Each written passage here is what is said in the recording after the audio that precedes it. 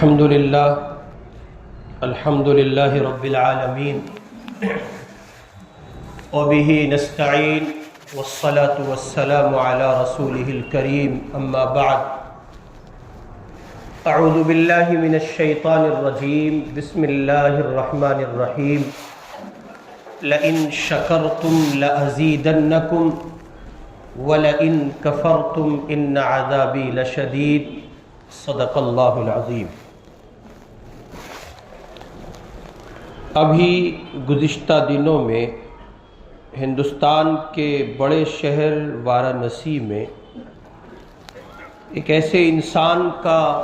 نِدھن ہوا جو سناتن دھرم سے تعلق رکھتے تھے اور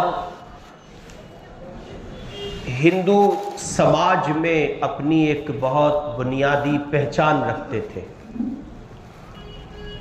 بھارت سرکار ابھی ماضی قریب ہی میں ان کو ایک بڑے ایوارڈ سے نوازنا چاہتی تھی اور یہ پدم ایوارڈ دینے کی پیشکش خود وزیر داخلہ نے فون کر کے ان سے ریکویسٹ کی، گزارش کی کہ ہم آپ کو یہ ایک بڑا ایوارڈ دینا چاہتے ہیں، لیکن اس اللہ کے بندے نے اس ایوارڈ کو لینے سے انکار کیا اور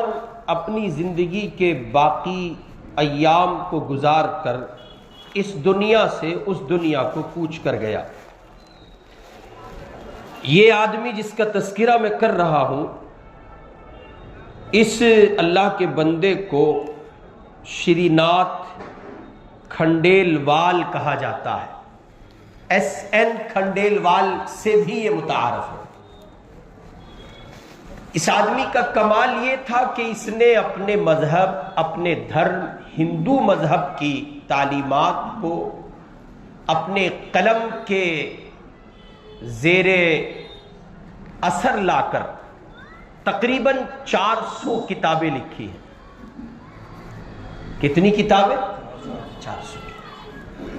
کسی بھی عنوان پر، کسی بھی ٹاپک پر کسی انسان کا قلم اٹھانا، وہ قلم صحیح لکھے یا غلط، صرف نظر اس کے اچھا لکھے یا برا، محض لکھنے پر فوکس کرے تو 4 لائنیں لکھنا بڑا مشکل کام ہے۔ چاہے کہ کوئی انسان 400 کتابیں لکھے، 4 لائنیں لکھنا یہ کوئی آسان کام نہیں ہے، یہ بہت مشکل کام ہے۔ یعنی 4 لائنیں، 4 سطریں لکھنے کا مطلب ہے کم از کم آپ نے 4 پیج پڑھے ہوں۔ 4 صفحات کا مطالعہ آپ کو 4 لائنیں لکھنے میں مدد دے گا، معاون ہوگا، تب آپ 4 لائنیں لکھ پائیں گے۔ کسی آدمی نے 400 کتابیں لکھی ہوں، صرف نظر اس کے کہ کس مذہب پر لکھی ہیں، کس سماج میں لکھی ہیں، کیا لکھا ہے، یہ سب زیر بحث نہیں ہے۔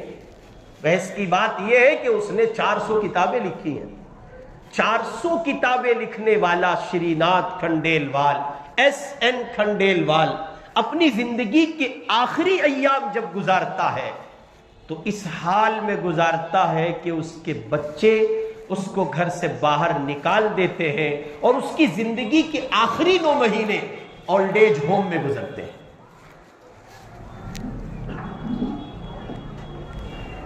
کیا اس آدمی نے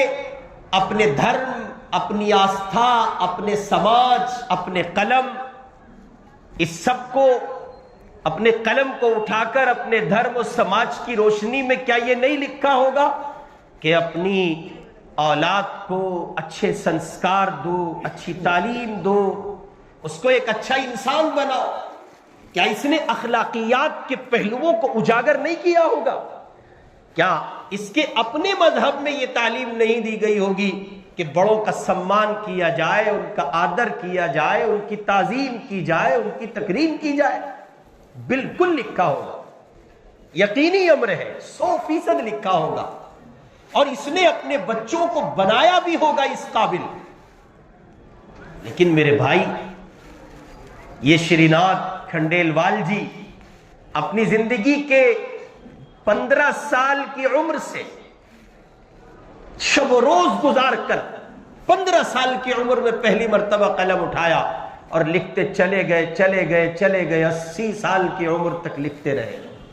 اپنے گرو پدم بھوشن گوپی ناتھ کی رہنمائی میں انہوں نے کتابیں لکھنا شروع کی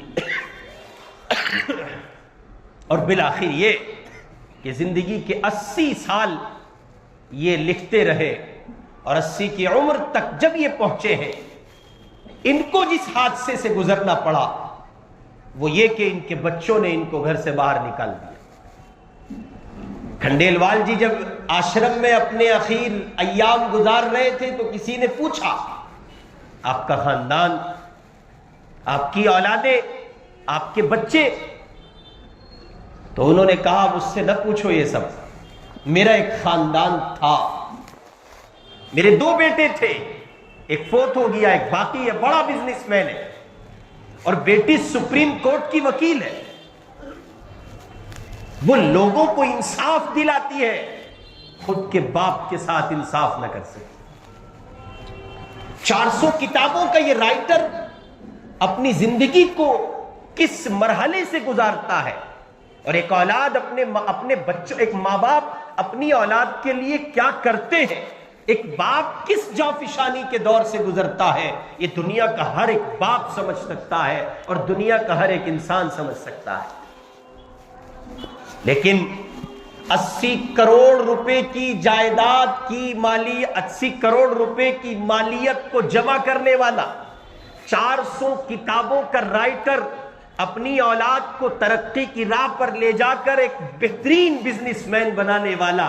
بیٹی کی تربیت کر کے سپریم کورٹ کی وکالت تک لانے والا، اپنے آپ کو ایک بڑے ایوارڈ سے سرفراز ہونے کی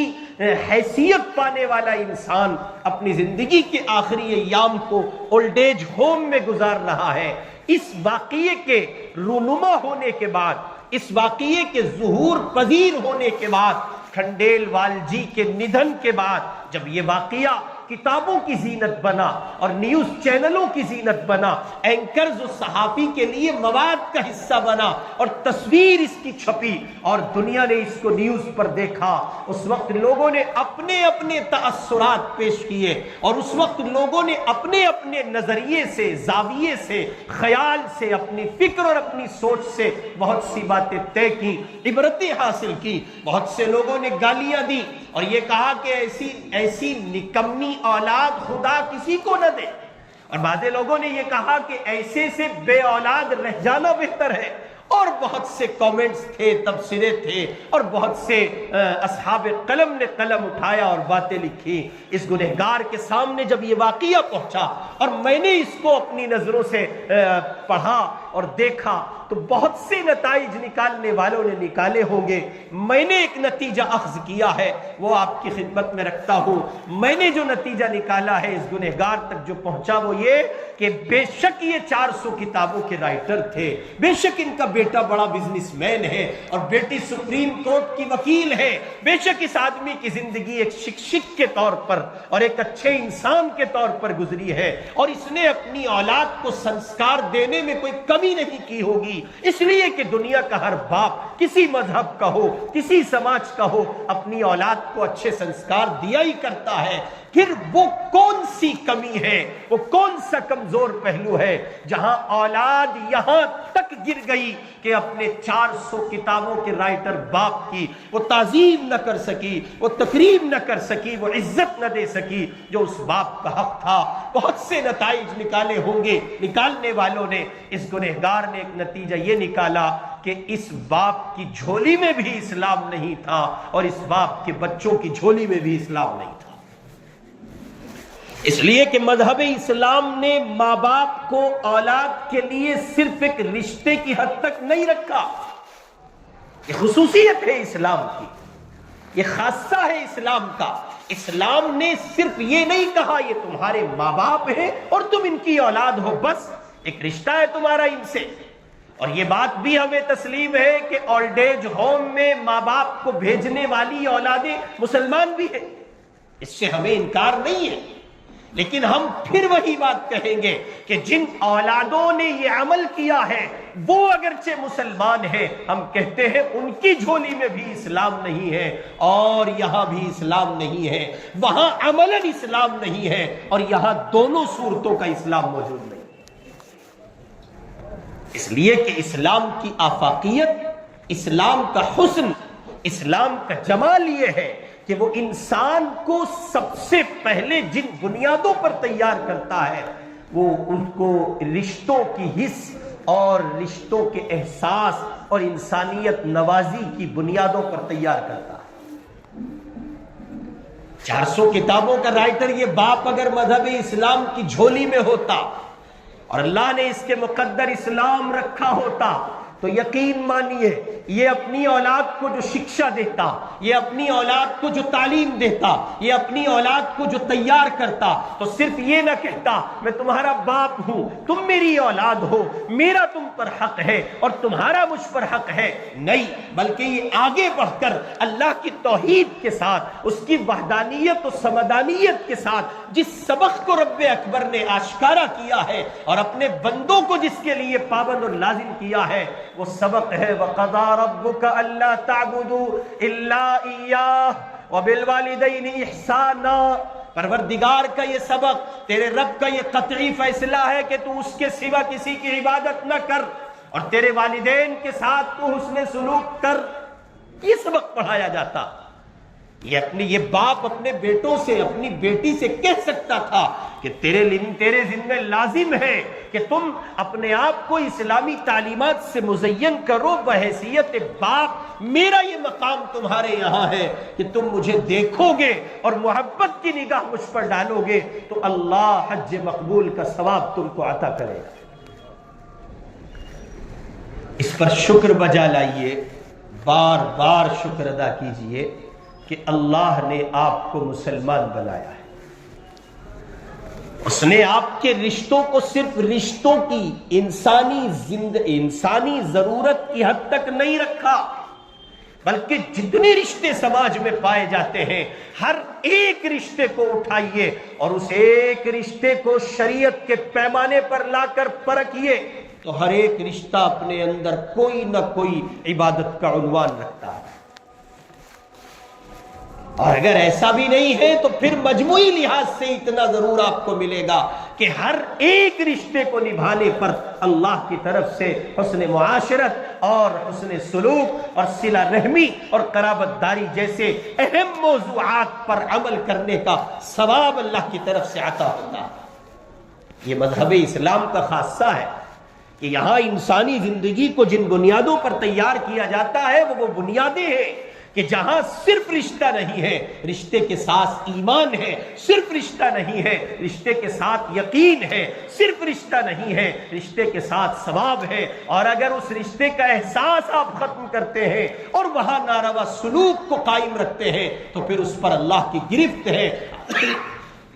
عذاب ہے اور پکڑ ہے، اور پروردگار کی اس سلسلے میں سخت تاکید ہے اور سزا کے اہل قرار پائیں گے آپ۔ ہم پوچھنا چاہتے ہیں ملک میں بسنے والے ان افراد سے جو یہ کہتے ہیں کہ ساری دنیا کے لیے امن و شانتی اور سلامتی کا مذہب ہے سناتن دھرم، آئیں آپ اور اس سلسلے میں اس امیج کو صاف کرنے کی کوشش کریں۔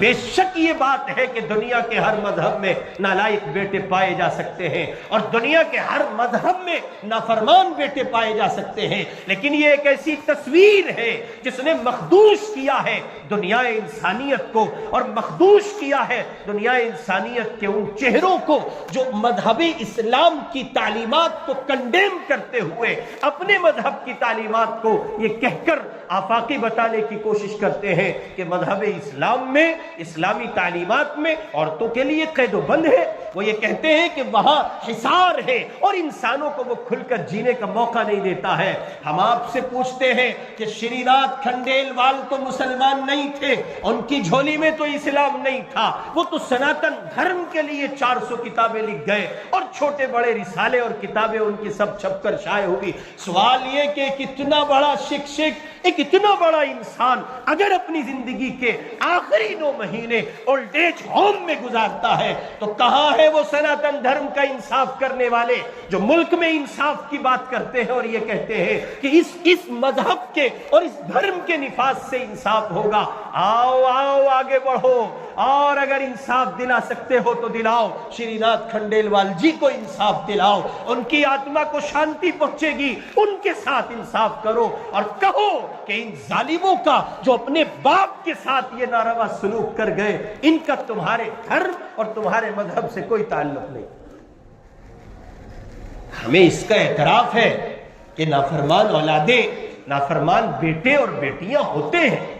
لیکن سوال یہ کہ اتنا بڑا ادھیاپک، اتنا بڑا شکشک، اتنا بڑا گرو، اتنا بڑا دھرم گرو، اور ایک ایسا انسان جس کی زندگی کے شب و روز لکھنے اور